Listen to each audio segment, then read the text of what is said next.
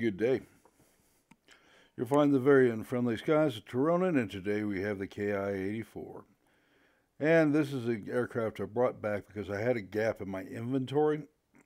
As you bring your planes up, and I'm showing you guys all the nifty new planes, a lot of planes I just simply sold off, moved the pilots on, and consequently I had these huge gaps, and still do, in a lot of my inventory.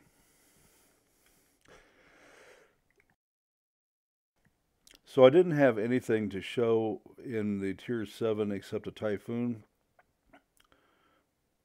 And as lovely as a Typhoon is, to have that be the sole thing in your inventory at Tier 7 was getting to be a little crippling, especially when you're doing dailies. And there's been something I've been thinking about for a long time. I've been wanting the aircraft back. I remember enjoying it immensely when I was bringing it up. And this is a wonderful aircraft. I mean, just fantastic. Enjoy the heck out of it. Got a ways to go on it to bring it up to Specialized. Still, when everything was said and done between these two runs, I had I still have about 100 planes to go or so before I can bring it up into the spec. It is fully upgraded as far as the equipment is concerned, but it isn't specialized yet. Got a great pilot in it who's going to sit there until I can get the KI 90 162-3 up, and so I went ahead and spec'd him in for that, so he get experience points and not be waiting, because it's going to be a while before those aircraft come out. And part of that has been my specialization of various aircraft across the board. I've spec'd out a Tier 4, a Tier 2, and I'm working on specializing this one. I've also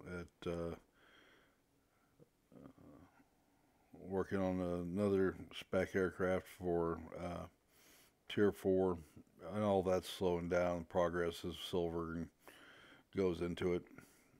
So be patient with me here, but I had a little bit of an epiphany in the fact that, doing the thing just to the equipment upgrades 1 through 3 typically really doesn't tell you a whole lot, and especially at the high tiers, you really don't know what the aircraft is capable of until you take it up to ultimate in specialization, assuming you've got a good pilot.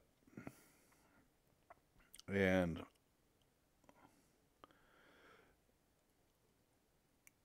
that's true of this aircraft. If it has any failings, its failings are in the lack of altitude, for one thing, which you're not going to be able to do anything about. It's not the fastest aircraft out there, which you can do something about. And when you specialize, especially in an aircraft as turny as this, right now it's sitting at 8.4 turn time, and I will kick that in even tighter when I specialize. But you can also bring in polished skin and uprated engines, depending on depending on the aircraft, and you let you get the the optimized fuel mix, and you can get an aircraft that is good 30-40 miles an hour faster than it would normally be.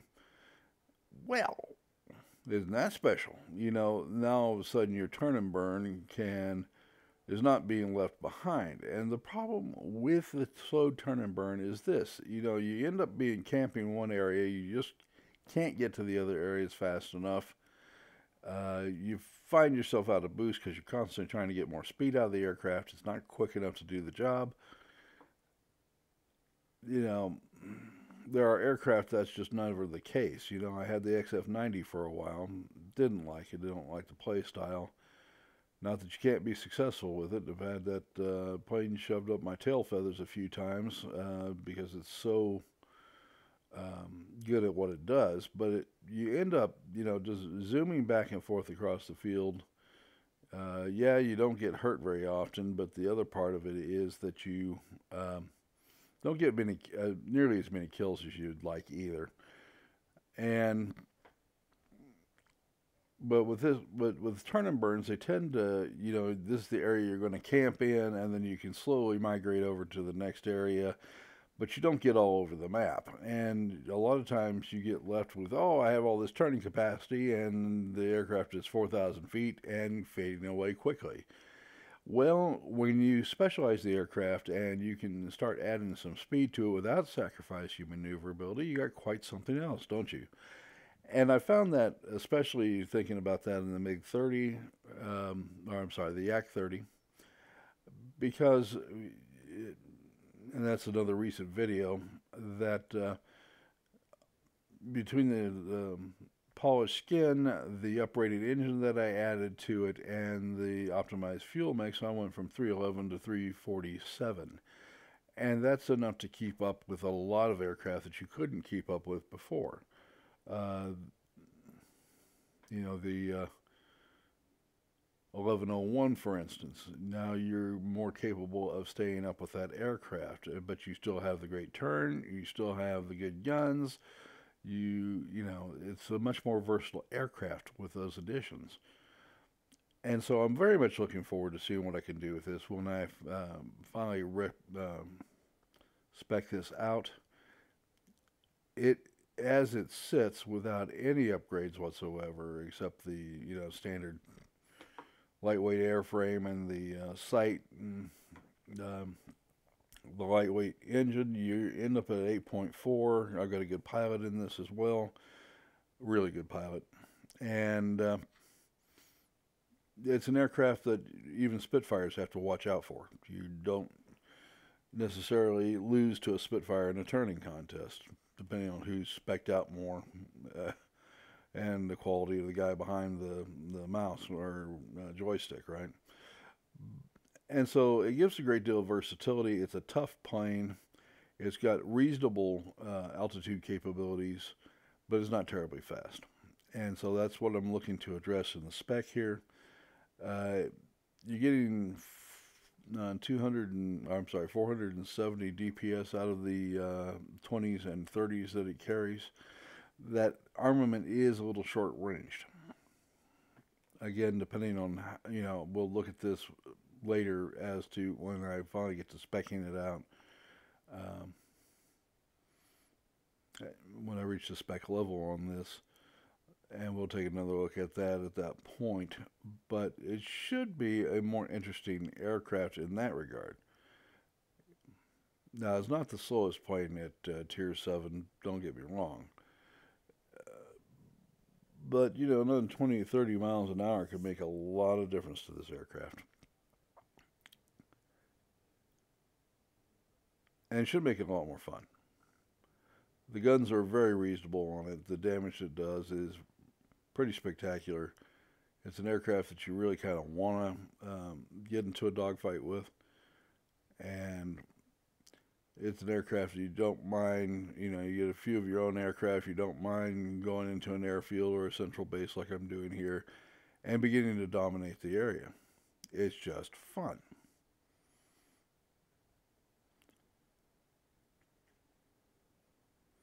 And this is a game that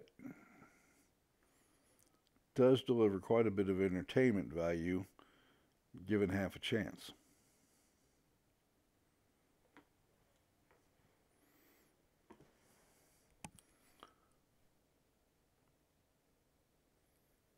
Okay, so we got a nice victory out of that. Good experience. Like it. Good to go. 8 kills, 3 assists. Not the most spectacular games, but certainly got the job done. And most of those kills were done on ground attack aircraft, which is why we won the game. All right, let's just move on.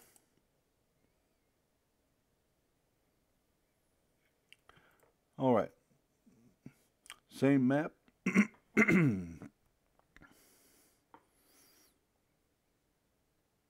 And again, we're just grinding to specialization here. Nothing tragic, nothing major. Just want to see what I can do with the KI-84. We're not all at Tier 10 with most of our aircraft in there like yours truly. And I wanted to fill in some gaps just to bring you back up to speed for those of you who are coming in at this part of the game. And the name of the game here is to kill GA. You want to do that almost in the absence of everything else.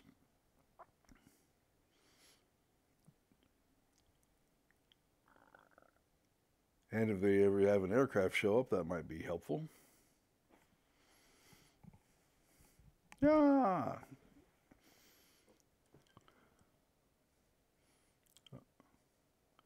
All right, so latched on to him. It's good. 30s do a heck of a job, and he's gone.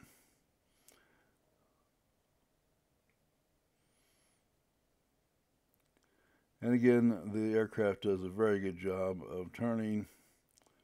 It is a turn and burn. It's a turn and burn with some altitude capability. And as you can see, obviously just shy of 6,000 feet, which means you can be up at 8, no problem at all.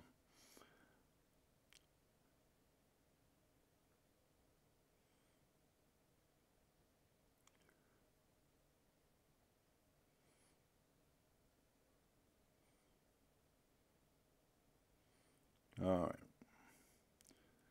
So one GA down.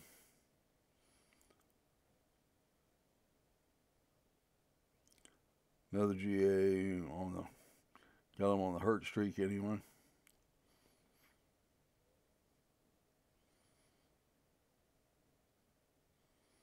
And the 30s do a great job.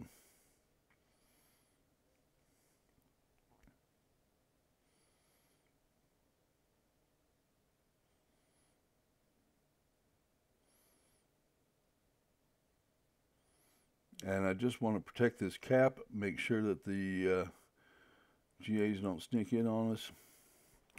And they're going to keep coming in because they're going to want this base.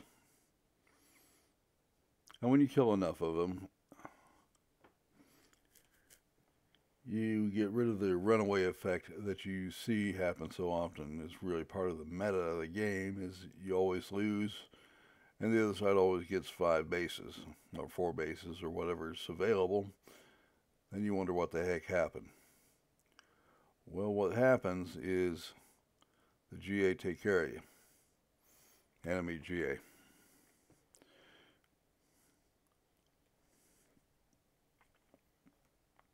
So you ignore them at your peril.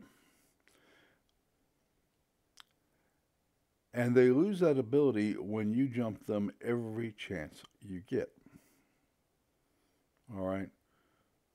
The determinant of the game isn't you, it's the ground attack aircraft. It's the bombers, especially if you get a B-32 and you ignore that puppy, he will sit up there and laugh his tail feathers off.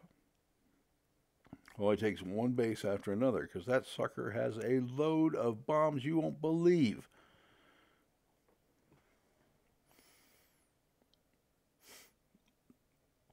They simply adore being left alone so they can, because they'll flip a base in a heartbeat.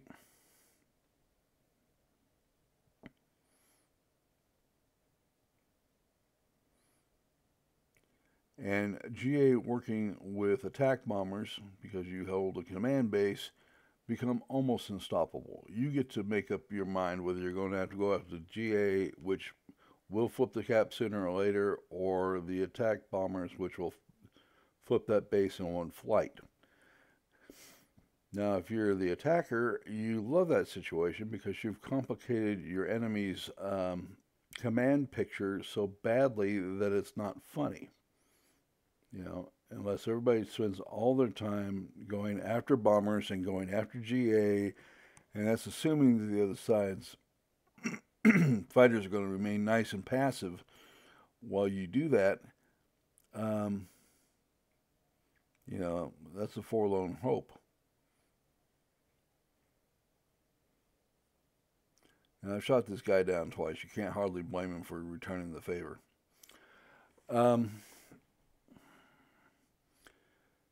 And that, excuse me here. And that's very much the new meta You see it over and over and over again. All right. You want to ignore ground attack aircraft, or you want to not defend your command bases or take command bases, you've lost the game. You've lost the game automatically. You will not recover from that combination. They will take every single base away from you every single time.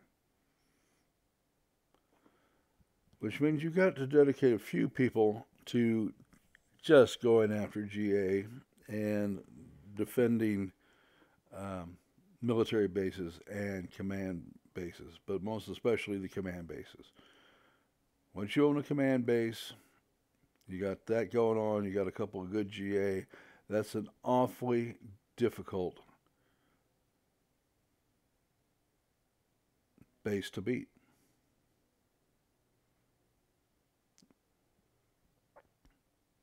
And people are keying in on that. All right, doesn't matter how good you do. I had a game, I had 18,556 points. I had won everything but ace and lost the game. And that's the mechanic behind it. Now, there may be other factors involved, but, you know, I've said everything I'm going to say about it in the last game, and I don't intend to repeat myself. So, my suggestion to you is get a hold of the command bases and keep them, and go after the enemy attack aircraft. And these days, some of the multi-ops are just as bad. You looking at that Seahawk with all those missiles, if you don't think those are going to hurt you, the P-228, hell, the F-84F is a monster in unloading damage.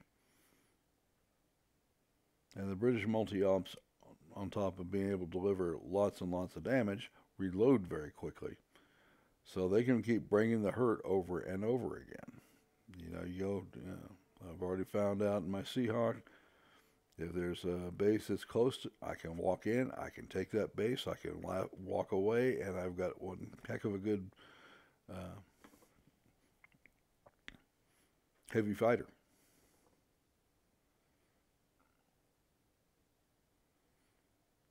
And you've done two things then, right?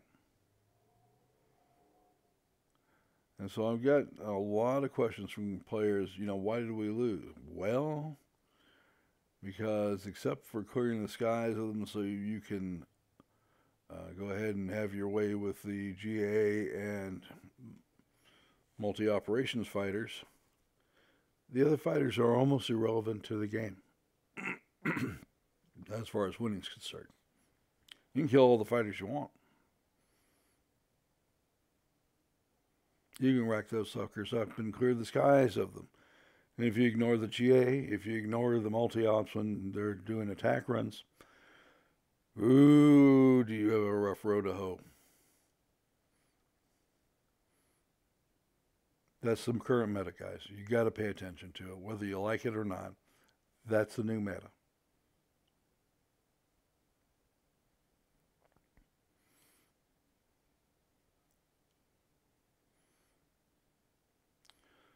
All right, this was going to be short and sweet. I'll let you read the win-loss and what happened there as you want. Remember to like the video, to subscribe. If you want to support the channel, go to the main page, hit the Patreon button, and you can do your business there. Love having you here. Be careful. We'll see you tomorrow, and have a great day.